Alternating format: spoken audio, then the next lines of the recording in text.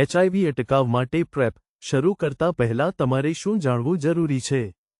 Prep શું છે?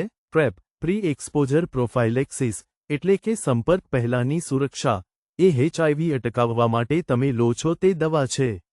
તેમાં 2 સક્રિય ઘટકો ટેનોફોવિર ડિસોપ્રોક્સિલ અને એમ્ટ્રીસિટાબીન એક જ ગોળીમાં હોય છે. સૂચવ્યા પ્રમાણે લેવાથી તે એચઆઈવીને તમારા શરીરમાં વધતું અટકાવે છે.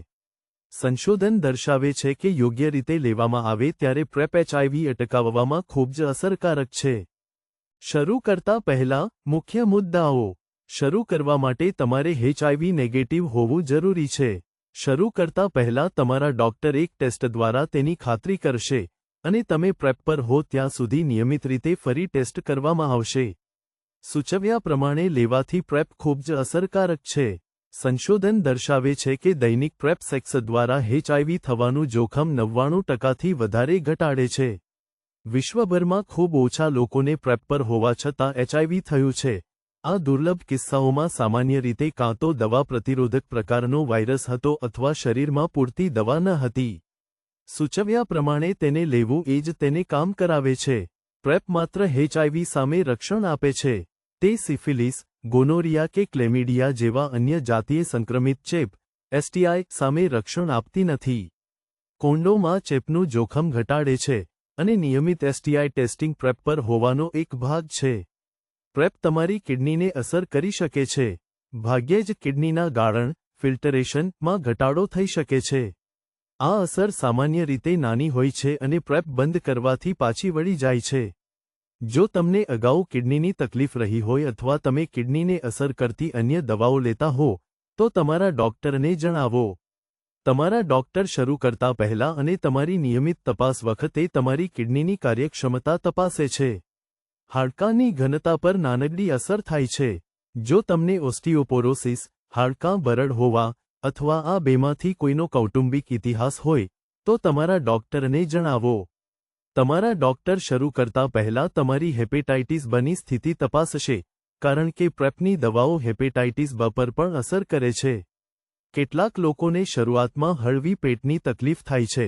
ઉબકા, પેટ ફૂલવું, ઢીલા ઝાડા. આ સામાન્ય રીતે પ્રથમ થોડા અઠવાડિયામાં શમી જાય છે. નિયમિત તપાસ મહત્વની છે. દર 3 મહિને સંપૂર્ણ જાતીય આરોગ્ય તપાસ અને તમારા ડોક્ટર સાથે મુલાકાતનું આયોજન કરો. જો કોઈપણ સમયે તમને ચિંતા થાય તેવા કોઈ લક્ષણો વિકસે તો તમારા ડોક્ટર સાથે વાત કરો. પ્રેપ કેવી રીતે લેવી? તમે પ્રેપ કેવી રીતે લો છો તે મોટેભાગે તમે કયા પ્રકારનો સેક્સ કરો છો તેના પર આધાર રાખે છે, કારણ કે દવાને જુદા જુદા પેશીઓમાં રક્ષણાત્મક સ્તરે પહોંચતા જુદો જુદો સમય લાગે છે. એનલ સેક્સ કરતા ગે અને બાયસેક્સ્યુઅલ પુરુષો માટે અહીં 2 વિકલ્પ છે અને બંને સારી રીતે કામ કરે છે. દૈનિક પ્રેપ શરૂ કરવું. દરરોજ એક ગોળી લેવાનું શરૂ કરો. લગભગ 3 દિવસ દૈનિક ગોળીઓ લીધા પછી તમે એનલ સેક્સ માટે સુરક્ષિત થઈ જાઓ છો. જો તમારે વહેલા રક્ષણની જરૂર હોય તો તમે તમારા સૌપ્રથમ ડોઝ તરીકે 2 ગોળીઓ સાથે લઈ શકો છો, જે લગભગ 2 કલાકમાં રક્ષણાત્મક સ્તરે પહોંચે છે. તે પછી દરરોજ એક ગોળી લેવાનું ચાલુ રાખો. ચાલુ રાખવું. દરરોજ એક ગોળી લો. તે દરરોજ એક જ સમયે હોવી જરૂરી નથી, જો કે નક્કી સમય હોવાથી યાદ રાખવું સહેલું થાય છે. બંધ કરવું. તમારા છેલ્લા એનલ સેક્સ પછી પ્રેપ લેવાનું ચાલુ રાખો. 24 કલાક પછી એક ગોળી અને 48 કલાક પછી એક ગોળી. આ 2 વધારાના દિવસ તાજેતરના કોઈપણ સંપર્કને આવરી લેવા માટે રક્ષણાત્મક સ્તરો જાળવી રાખે છે. ત્યાર પછી તમે પૂરું કરી શકો છો. માગ પ્રમાણે પ્રેપ 2-1-1. એનલ સેક્સ કરતા ગે અને બાયસેક્સ્યુઅલ પુરુષોમાં માગ પ્રમાણે ડોઝિંગનો સારી રીતે અભ્યાસ થયો છે. આઇપેરગે ટ્રાયલમાં તેણે એચઆઈવીનું જોખમ લગભગ 86% ઘટાડ્યું અને યોગ્ય રીતે લેવામાં આવે ત્યારે ફોલો ઓન અભ્યાસમાં તે વધીને લગભગ 97% થયું. 2 ગોળીઓ સાથે સેક્સના બીજી 24 કલાક પહેલા. 1 ગોળી એ પ્રથમ ડબલ ડોઝના 24 કલાક પછી. 1 ગોળી એના 24 કલાક પછી. લોડિંગ ડોઝના 48 કલાક પછી. જો સેક્સ ઘણા દિવસો સુધી ચાલુ રહે તો દર 24 કલાકે એક ગોળી લેવાનું ચાલુ રાખો અને છેલ્લી વાર સેક્સ કર્યાના 48 કલાક પછી તમારી છેલ્લી ગોળી લો. મુખ્ય મુદ્દાઓ. માગ પ્રમાણે ડોઝિંગ માત્ર પ્રેપના ટેનોફોવિર ડિસોપ્રોક્સિલ એમ્ટ્રીસિટાબિન TDFFTC સ્વરૂપ સાથે જ કામ કરે છે. ટ્રવાડા અને તેની જેનેરિક દવાઓ 24 કલાક અને 48 કલાકની ગોળીઓ માટે અલાર્મ સેટ કરો. માગ પ્રમાણે ડોઝિંગ નિષ્ફળ થવાનું સૌથી સામાન્ય કારણ સેક્સ પૂરો થયા પછી ફોલો-અપ ગોળીઓ ભૂલી જવાનું છે. એ ફોલો-અપ ગોળીઓ જ ખરું રક્ષણ છે. જો તમે હેપેટાઇટિસ B સાથે જીવો છો તો માગ પ્રમાણે પ્રેપ તમારા માટે યોગ્ય નથી. દૈનિક પ્રેપ શ્રેષ્ઠ રહેશે. વેજાઇનલ કે નિયોવેજાઇનલ સેક્સ કરતા લોકો માટે, સ્ત્રીઓ, વિષમલિંગી પુરુષો અને ટ્રાન્સ અનુભવ ધરાવતા લોકો. વેજાઇનલ અને નિયોવેજાઇનલ સેક્સ માટે દૈનિક પ્રેપ એ ભલામણ કરેલી રીત છે. આ પેશીઓમાં ટેનોફોવિરને રક્ષણાત્મક સ્તરે પહોંચતા એનલ સેક્સ કરતાં વધુ સમય લાગે છે. તેથી દૈનિક ડોઝિંગ સૌથી વિશ્વસનીય રક્ષણ આપે છે. શરૂ કરવું, દરરોજ એક ગોળી લો. લગભગ 7 દિવસ દૈનિક ગોળીઓ લીધા પછી, તમારી પાસે વેજાઇનલ અને નિયોવેજાઇનલ સેક્સ માટે રક્ષણાત્મક સ્તર હોય છે. એનલ સેક્સથી વિપરીત, ડબલ ડોઝ, ઝડપી શરૂઆત, આ સમય ઘટાડતી નથી, તેથી તેને પૂરા 7 દિવસ આપો. ચાલુ રાખવું, દરરોજ એક ગોળી લો. બંધ કરવું, તમારી છેલ્લી જોખમવાળી વખત પછી 28 દિવસ સુધી દરરોજ એક ગોળી લેવાનું ચાલુ રાખો. આ લાંબી પૂંછડી તાજેતરના કોઈપણ સંપર્કને આવરી લેવા માટે રક્ષણાત્મક સ્તરો જાળવી રાખે છે. ગર્ભાવસ્થા અને ગર્ભનિરોધક. જો તમે ગર્ભવતી થઈ શકો છો અને કોન્ડોમ વગર સેક્સ કરો છો, તો યાદ રાખો કે તમે ગર્ભવતી થઈ શકો છો. જો તમે ગર્ભધારણનો પ્રયાસ ન કરતા હો તો ગર્ભનિરોધક વિશે વિચારો.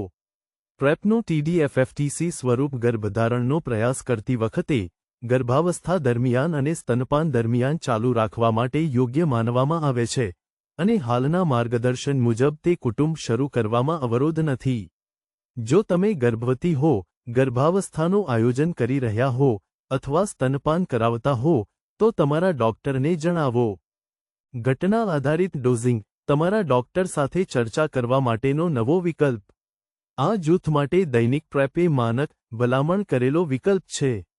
નવા આંતરરાષ્ટ્રીય માર્ગદર્શન, BASHH, UK, 2025, વેજાઇનલ કે નિયોવેજાઇનલ સેક્સ કરતા કેટલાક લોકો માટે ઘટના આધારિત ડોઝિંગને પણ સમર્થન આપે છે. આ હજુ બધે માનક નથી, તેથી તમારી જાતે શરૂ કરવાને બદલે તમારા ડોક્ટર સાથે તેની ચર્ચા કરો અને આયોજન કરો. જો તમે ગ્રહણ કરનાર, પેસિવ પાર્ટનર હો, તો સમર્થિત શેડ્યુલ 2 પછી 7 છે. સેક્સના બીજી 24 કલાક પહેલાં 2 ગોળીઓ, ત્યાર પછી છેલ્લીવાર સેક્સ કર્યા પછી 7 દિવસ સુધી દરરોજ એક ગોળી. જો તમે પ્રવેશ કરનાર, એક્ટિવ પાર્ટનર હો, તો સમર્થિત શેડ્યુલ 2-1-1 છે. ઘટના આધારિત ડોઝિંગ માત્ર TDFFTC સ્વરૂપ સાથે જ કામ કરે છે. નિયમિત તપાસ. સામાન્ય પ્રેપ દિનચર્યાના ભાગરૂપે, તમે દર 3 મહિને તમારા ડોક્ટરને મળશો. આ નવી પ્રિસ્ક્રિપ્શન, સંપૂર્ણ જાતિ આરોગ્ય તપાસ અને કિડનીની તપાસ માટે છે, અને કોઈપણ આડઅસરો વિશે વાત કરવાની એ સારી તક છે. તમારા ડોક્ટરને મળો. પ્રેપ એ પ્રિસ્ક્રિપ્શન દવા છે. તે તમારા માટે યોગ્ય છે કે નહીં અને કયો વિકલ્પ તમારી પરિસ્થિતિને અનુકૂળ છે તે જાણવા માટે, તમે જ્યાં છો ત્યાંના ડોક્ટર અથવા જાતિ આરોગ્ય ક્લિનિક સાથે વાત કરો.